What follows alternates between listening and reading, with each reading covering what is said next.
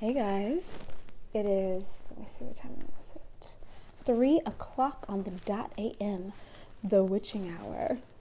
Just got back from being out on the town for the birthday girl, my mom, and my sister and I. We went, let's see, where did we go? We went out to Bourbon Street, and these, by the way, a lot of you guys asked me about my boots. They're non-animal. They cost me like $15. Just search moccasin boots online. The cheap ones are the ones that aren't real leather. And I put gel insoles in them, and I get new ones about once a year. So that's actually my third pair. So feel free. You can get them in all kinds of crazy colors. All right, let's see. So in New Orleans, let's see, what did I feel this time? Well, I had some crazy visions today. I took a nap because I knew we were going out tonight because tonight was the last night. So I took a nap, and I started to see, as I was sleeping, which I wasn't really sleeping, I was kind of just drifting, I started to see all this really interesting architecture and ways that things were formulated in and around the city on an energetic level. It was very interesting, and I really liked it because, as you well know, New Orleans feels like a home to me on a deep, deep level that I myself don't even really understand. So that was cool. And then we went out, and I really like going out, dancing, being on the town, all that kind of thing. And it's an interesting thing here in this city because it's a different city than anywhere else. There's all kinds of energies. Anything you want to look for, you can find. For instance, I went into the voodoo shop, my favorite voodoo shop, my only voodoo shop that I visit, which is Marie Laveau's voodoo shop on Bourbon Street, and I got myself a new evil eye necklace. And what the evil eye protects you from is inadvertent curses brought on by envious stares. So that was cool. And when I went in there was a police officer talking to one of the guys in the voodoo shop, and apparently some girl had come in and attacked them, hit the guy in the voodoo shop. And I was like, how often does that happen? Probably not all that often. So that was a first. And then we went dancing, and club culture is such an interesting thing. I haven't been out in so long, and I used to really love it, but I believe that any mind-altering substance can be either a medicine or a drug, depending on what you use it for.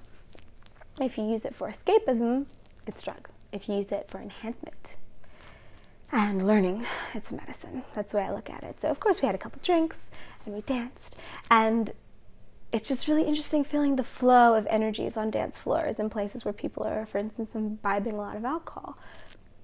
So I would suggest, for those of you guys who like to go out on the town, like I do every now and then, just to stay super lucid if you can. Just do whatever you can do to keep yourself clear. I got these clip-on earrings because my ear holes closed back when I was learning the fairy realm. And I decided not to re-pierce my ears because I couldn't wear metal for about 9 months. And then when I was able to wear metal again, I tried to put an earring in, and my ear piercings had been closing. And so I got it about halfway through my ear, and my whole body started shaking. I was like, okay, nope, I'm not doing it. So now that's how I even came up with the elf ears that I wear. Well, I even found them through searching for people who made earrings that you didn't need to be pierced for. And I just picked up this new pair of non-pierced earrings in New Orleans. And I like to get some swag every time I'm down here because it's just such a magical place. Went and drove past a couple cemeteries and saw some interesting things and talked to some interesting spirits. And New Orleans always adds something to me that I didn't have before. And this time I think my message lately has been growing up and stepping into power unapologetically. And that's the nice thing about being a little bit older. 10 years ago, when I was in my early 20s, I think that I was afraid to really own all that I was. And also, the paths hadn't exactly been tread. And I know I've said this before in my videos, and I'll say it again just because this is a silly vlog. I'm not trying to really teach you anything or impart any knowledge, just kind of venting, because I know a lot of you guys prefer that as much as anything else.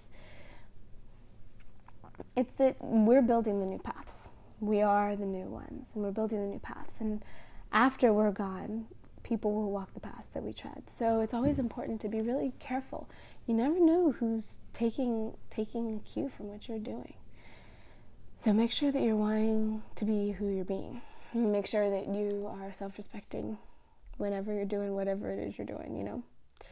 And that is what I would do. And so we were dancing, me and my sister, and we were doing the things that you do at a club. And it's really fascinating how people interact, especially when they've had alcohol, because it's a much different kind of body language, and it's a different kind of green light versus red light, and people assume you're giving the green lights when you're not. And so to all you girls, I know that there are a lot of girls who watch my videos who are doing things like going out on the town and partying and stuff. Just keep your boundaries strong. If anyone's infringing on you, just put up your bubble really strong, and don't worry about rejecting people if they're pushing on you a little bit more than you would want to be pushed on. And if you haven't invited them into your space, don't worry. Because one of the things that I find that works over and over is to go, thank you, but no. Thank you.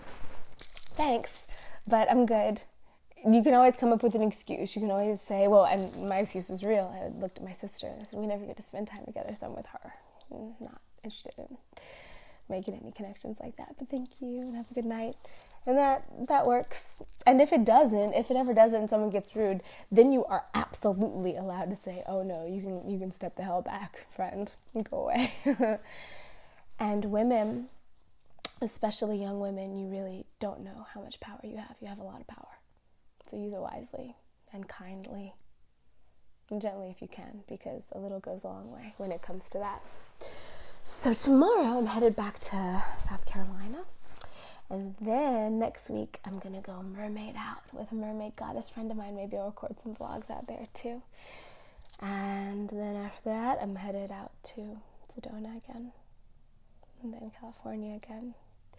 So travels are coming up, and I know that I said I was looking for a place in Greenville, but I haven't found anything yet. So I was thinking, and I have my moments of resistance, and I know from the outside my life looks a certain way, but from the inside I have challenges like anyone else. My life is not easier than any other life. It's just different challenges, just different ones.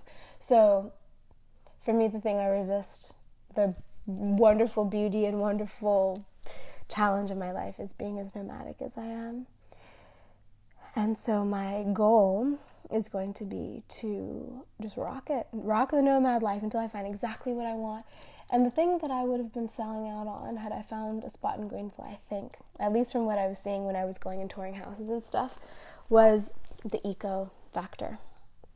I really, really want somewhere, if it's not totally off-grid, that has some really powerful eco details in it. I really want that. That's something that's very important to me. It's kind of hard to find, I think. So I am just going to continue to be on the road, popping through different cities that I love, until I find a space that really feels like it opens up and grabs me. And that might be a long time, and I'm learning to surrender to it.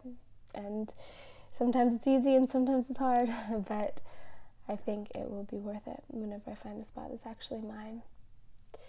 So, sending you guys lots of love from this crazy, gorgeous place. I definitely was interacting with some entities. I definitely saw some interesting stuff while I was here. Little things like walking on the sidewalk and seeing, when they had laid the concrete, children putting their handprints and footprints into the concrete. And I was thinking, wow, I wonder where those kids are now. I wonder how old they are now. It's not brand new. I wonder what they're up to. I wonder where this energy has gone since then. Yeah. And of course, old school stuff all over New Orleans. There's so much layered energy here that I just want to sink into and learn. I do not come up in here like some expert, because I'm not. This stuff is older than what I know. So I'm just learning every time I come. And I'm so grateful that the city opens up and embraces me, even just for little snippets. That's enough. That's enough for me. I'll take it for now. So yeah, I'm toying around. If you guys have any tips on eco places, I have been to Taos, and earthships weren't really my jam. Whenever I go into already established cultures, generally I'm not a hippie. I'm a starseed, but I don't really fit into a lot of the starseed crews. I don't really fit into any crew. So I like to go and pepper in and out, but there's nothing that I really jump into. And one thing I learned last winter was I like community realities, but I don't have the constitution for communal realities. I can't share my energy like that. I have to be able to cloister out. So I'm just going to keep traveling until I find it. And I'm hitting the road to go back to Greenville tomorrow. And so I'm going to end this now, go to sleep, and sleep for a few hours, then get up and start a whole new trek tomorrow. Sending you guys lots and lots and lots and lots of love from my beloved, beloved magical city. And take care of yourselves. And see you again very soon. Mwah.